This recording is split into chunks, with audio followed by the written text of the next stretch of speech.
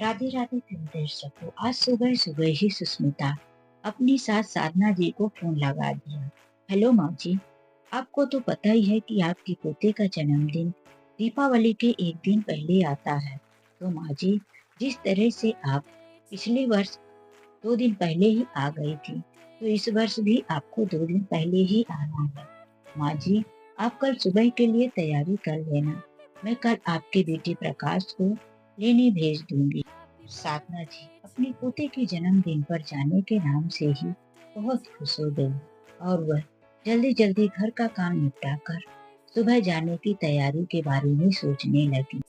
तभी नारायण लाल जी सुबह की सैर करने के बाद घर आ गए।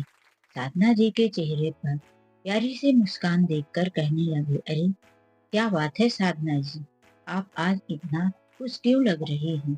साधना जी ने कहा, आपको पता है मेरे पोते का बर्थडे दीपावली के पहले ही आता है। शायद आप भूल गए होंगे, लेकिन मैं नहीं भूली हूँ। बेटे का फोन आया था, कल सुबह हम लोगों को वह लेने आ रहा है। साधना जी तो खुश थी, लेकिन इस बात को सुनकर नारायण लाल जी बिल्कुल खुश नहीं हुए। उन्होंने कहा, तो बेटे का बर्थडे आने में अभी तो 2 दिन बाकी है, फिर हम लोग इतना जल्दी जाकर क्या करेंगे? वैसे भी बर्थडे दीपावली के एक दिन पहले ही होता है, तो हम लोग सुबह जाएंगे, शाम को बर्थडे रहेगा। नहीं नहीं, हम लोग क्यों जाएंगे उसी दिन? साधना जी ने कहा। तो नारायण लाल जी ने समझाते हुए कहा, अरे साधना, तुम मेरी बात तो समझो। पिछले साल भी हम दोनों 2 दिन पहले ही गए थे, फिर अपनी बहू को देखा नहीं था। दिवाली की सारी सफाई उसने तुमसे ही करवाया था और खुद तो खरीदारी में लगी रही। घर का सारा काम तुम्हें करना पड़ा था। पहले तो तुमने दिवाली की सफाई की, उसके बाद जन्मदिन के तैयारी पर तुमने घर का सारा खाना बनाया। तुम्हारी बहू ने ये कह दिया कि मेरे मायके वालों को माँ जी आपके हाथों का खाना बहुत पसंद है। साधना, तुम पिछली बार घर आकर बीमार हो गई थी। तुम्हारी बहू तुम्हें सिर्फ कामों के लिए इस्तेमाल करती है। वह तुमसे कोई प्यार नहीं करती। यदि वह तुमसे प्यार ही करती तो तुम्हें और मुझे छोड़कर इसी शहर में दूसरा घर लेकर क्यों रहती? जब वह हमारे साथ रहती थी, तब तो उसे हम बिल्कुल शैतान नजर आते थे। अब वह गई है अपने अकेले अलग से घर में रहने, तो जीने दो ना उनकी अपनी जिंदगी, करने दो मजे।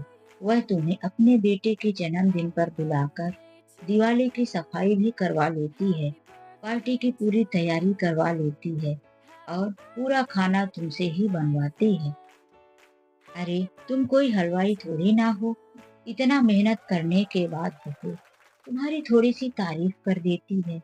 मम्मी जी, मेरे मायके वालों को आपके हाथ का बना हुआ खाना बहुत पसंद आता है। मम्मी जी, आप इतना अच्छा खाना बनाती हैं, इसीलिए तो मैं हलवाई वाले को नहीं बुलाती। आपके हाथों में जो स्वाद है, वह हलवाई वाले खाने में कहाँ स्वाद रहता है। बस तुम अपनी थोड़ी सी तारीफ सुनने के लिए पूरा दिन मेहनत करती रहती हो। देखो साधना, इस बार हम ऐसी कोई गलती नहीं करेंगे। साधना जी को भी समझ में आ रहा था कि नारायण लाल जी बात तो सच कह रहे हैं। मेरी बहू ऐसा ही करती है।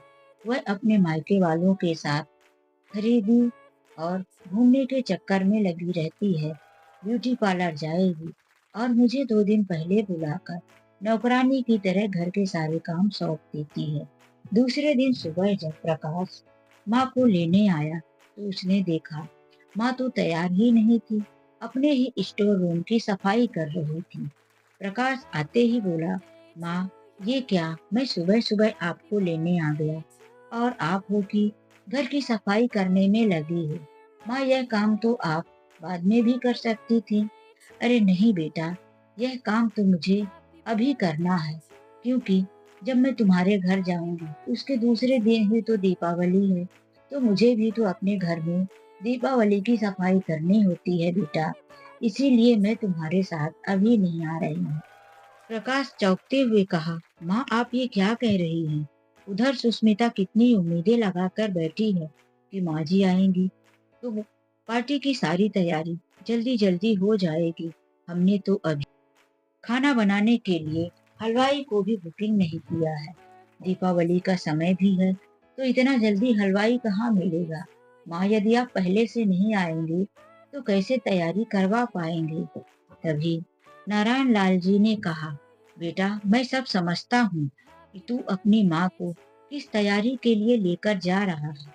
अब तेरी माँ की उम्र इतनी नहीं है कि वह तेरे बर्थडे की, तेरे बेटे के जन्मदिन की सारी तैयारी खुद करे। जा बेटा, तू अपने ससुराल वालों को बुला ले, हलवाई लगा ले, कुछ तो कर, शर्म कर। तेरी माँ अब इतनी उम्र की हो गई है, फिर भी तू अपनी माँ को अपने घर के सारे कामों के लिए लेकर जा रहा है। कैसा बेटा है तू? पिता की बातें सुनकर प्रकाश को भी लग रहा था कि बात तो सच है। मेरी पत्नी कभी भी सीधे मुंह मेरी माँ से बात नहीं करती, हमेशा अपने ही मायके वालों के साथ लगी रहती है। और जब से मेरा बेटा जन्म लिया है, तो हर जन्मदिन पर माँ को ही बुलाकर घर के सारे काम करवाती है। और जन्मदिन के अवसर पर माँ से ही पूरा खाना बनवाती है। उसके मायके वाले आराम से आकर बैठे रहते हैं और मजे करते हैं। लेकिन अब क्या करूं, माँ तो जाने के लिए तैयार ही नहीं है। प्रकाश वहां से उदास मन से घर आ गया। आते ही उसकी पत्नी ने पूछा, माँ, बाबूजी कहाँ हैं? लेकर नहीं आए क्या? प्रकाश ने कहा, माँ आज नहीं आ रही है, माँ जन्मदिन के दिन ही आएगी। सुष्मिता यह सुनकर गुस्से से चिढ़ गई। अरे, कैसी है तुम्हारी माँ? धोखा दे दिया। मुझे पता ही था कि तुम्हारी माँ के भरोसे मुझे रहना ही नहीं चाहिए। इतना कहकर वह अपनी माँ को फोन लगाने चली गई। माँ, इस वर्ष मेरे बेटे की जन्मदिन की सारी तैयारी बाकी है। तुम ऐसा करो, भाभी को भेज दो। भाभी मेरे साथ घर के कामों में हाथ बटा देंगी। मैंने अपनी सास को बुलाया था, लेकिन मेरी सास ने आने से मना कर दिया। अब मैं अकेली क्या करूंगी माँ? अब समय भी बहुत कम बचा है। दिवाली की सफाई और मुन्ने के जन्मदिन की तैयारी, दोनों चीजें साथ साथ में करना है। हलवाई को भी मैंने अभी तक बुकिंग नहीं किया था। सुष्मिता की भाभी ने भी साफ साफ मना कर दिया कि मुझसे इतना सारा काम नहीं होगा, मैं नहीं आऊंगी। मैं उसी दिन आऊंगी जिस दिन बच्चे का जन्मदिन है। इस तरह से सीधे मुंह जवाब सुनकर सुष्मिता ठग सी रह गई कि जिन मायके वालों को लेकर मैं पूरा दिन घूमने या मार्केट जाया करती थी, आज वही मेरे मुसीबत के समय में साथ देने के लिए तैयार नहीं है। तो मैंने सास के साथ तो कभी कुछ अच्छा किया ही नहीं। उसके बावजूद भी मेरी सास इतने दिनों तक आकर मेरी मदद किया करती थी। अब तो सुष्मिता सबकी आशा छोड़कर खुद ही सारे कामों में जुट गई। तीसरे दिन मुन्ने का जन्मदिन था, लेकिन सुष्मिता आज पार्टी के दिन भी तैयार ना हो पाई। वह दिन भर काम में लगी रही। उसने सोचा था कि मेरी सासू माँ आएगी तो घर के सारे काम संभाल लेगी, तो मैं सुबह सुबह ही ब्यूटी पार्लर। लेकिन ऐसा कुछ नहीं हुआ। सुष्मिता पूरा दिन काम पर लगी रही। अब तो मेहमानों का आना भी शुरू हो चुका था। उसके मायके वाले भी आ गए थे। माँ बाबूजी अभी भी नहीं आए थे। जन्मदिन के थोड़े ही पहले माँ बाबूजी आए। सुष्मिता उन्हें देखकर मुंह फुला ली। उसे बहुत गुस्सा आ रहा था अपनी सास के ऊपर, लेकिन साधना जी को कोई फर्क नहीं पड़ा। वह मुस्कुराते हुए अपने पोते को जन्मदिन की बधाई देकर बाकी मेहमानों के साथ खाना खाकर मेहमानों के साथ ही वहां से निकल पड़ी। अब सुष्मिता अपने बच्चे का जन्मदिन मनाने के लिए पहले से ही सतर्क हो गई थी। अब जब भी वह जन्मदिन आता तो या तो पहले से हलवाई या घर के काम करवा लिया करती थी, या कि फिर उसने कुछ बच्चों को बुलाकर ही जन्मदिन मनाना उचित समझा। तो दोस्तों, यह कहानी आप लोगों को कैसी लगी? लाइक और कमेंट करके जरूर बताएं। तो चलिए मिलते हैं एक नई कहानी के साथ। आज के लिए बस इतना ही। राधे राधे, जय श्री कृष्णा। और हाँ दोस्तों, आप सभी को हैप्पी दिवाली।